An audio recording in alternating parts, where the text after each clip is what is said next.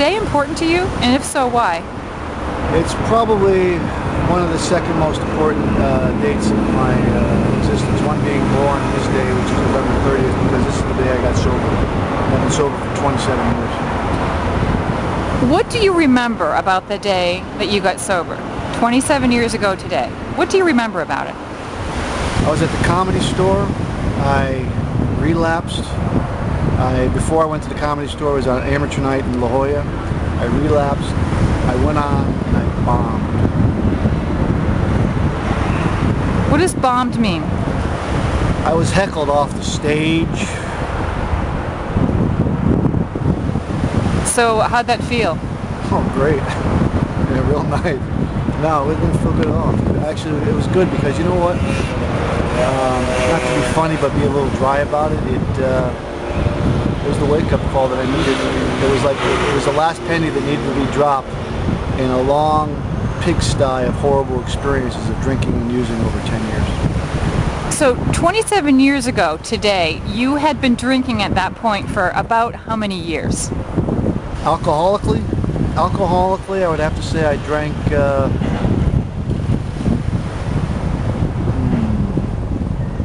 9 years. Well, what I always wonder about is, what is it about your AA birthday? On that particular day, what made that day different from the other days you wanted to give up drinking? Because I know lots of people want to give it up, or they do get up and then they relapse. What was so important about that day that meant you never picked up a drink after it? Yeah, that's hindsight. That's the mystery.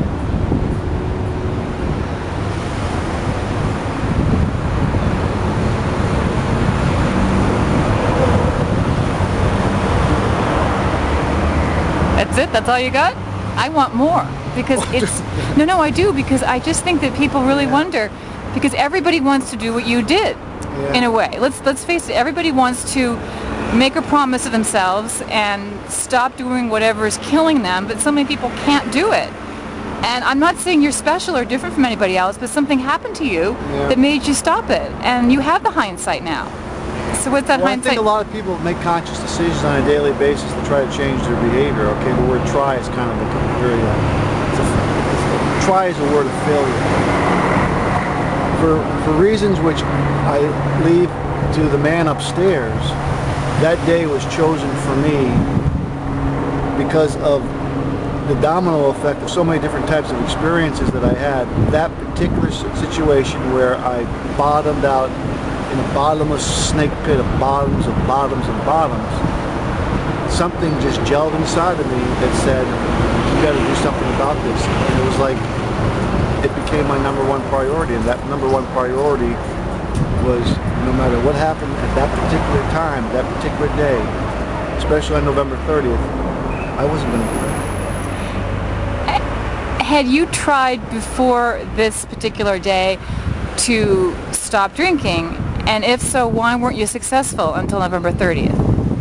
Well, it's just a classical experience that many people who suffer from alcoholism and addictions have, that they weren't ready and they didn't completely admit to their innermost self, deep down inside their guts, when you have that gut experience that you're powerless over your substance, your alcohol, your drug, or whatever, your relationship, your reactionship. And that's what happened. I just experienced organically being totally physically, emotionally, mentally, more important than all, spiritually, I bottomed out. It was like the day that you chose to fall from the sky and be the phoenix and go through the fire. It was the day of fire. That's what it was. Did you have a feeling on November 30th, 27 years ago, that you were really going to be able to make it, at least one day at a time, that this was actually the real thing, or did you have doubts? No, you don't think like that. You don't think like that. You can't even predict what you're going to smell like in 10 seconds, let alone think. I mean, I was so sick physically, it was just, the sickness was coming out of my body. People didn't even want to be around me. I just had to, get to the room in order to sit and hurt and learn how to sit and hurt. And that's what this is all about, learning how to sit and hurt and deal with the withdrawal and eventually the recovery of going through a very slow, tedious, mind-grain experience of sobriety. In the beginning, it was called slow sobriety.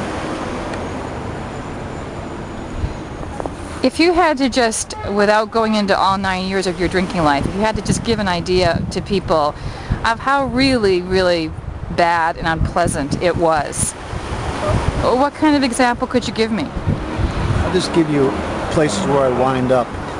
Sleeping in the gutter, sleeping in abandoned cars, sleeping under bridges, sleeping in night shelters, Salvation Armies, sleeping on top of roofs, not eating for 2 or 3 days, just drinking, not brushing my teeth, not having a shower, being at war with myself.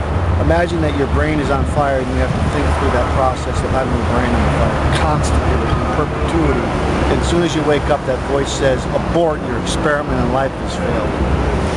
This was what it's like. It's horrible. You know, alcoholism isn't pretty. It's not something that you... Who wants to be the poster boy of alcoholism? Huh? Who wants that? No one wants to be poster boy of that. It's a horrible, disgusting disease and it kills people. It's an illness, and yet it's glorified. The alcohol and the drinking is glorified. But you know what? There's always a shadow. There's always this... People call it the silver lining. Well, yeah, there's a silver lining to alcoholism. It's recovery. And if you're lucky to be the 2.8% of those who get that, you're blessed with a great life. And that's where I am right now. Why did the higher power choose for me to be in the south of France and look at this beautiful water? What makes me so special? Okay, it all sounds good, but let me ask you something. For the person who's out there who's still drinking or using, who may have tried to give it up. I know a lot of people give it up for 6 months or a year or 11 years, and then something bad happens to them, or maybe even something good happens to them. Whatever it is, the feelings are too big to handle on their own. They feel like they've got to pick up again. But you haven't, yet you have also gone through difficult things. How did you manage to get through the tough things that still happen to you, even if you're sober, without picking up? Well, I think that's grace. You know, grace is unmerited and undeserved favor, where I experience in a very inside my cells that if I was going to preserve and have any kind of life at all, that I'd have to make my alcoholism my number one priority over my children, which I have, over my 2 wives, which I've had, over my friends, even over the work that I do or don't do, and even over the people I associate with. I just realized that I have to take care of myself, and I never knew how to take care of myself, and I learned it very painfully by going to meetings and learning how to become a human being rather than a human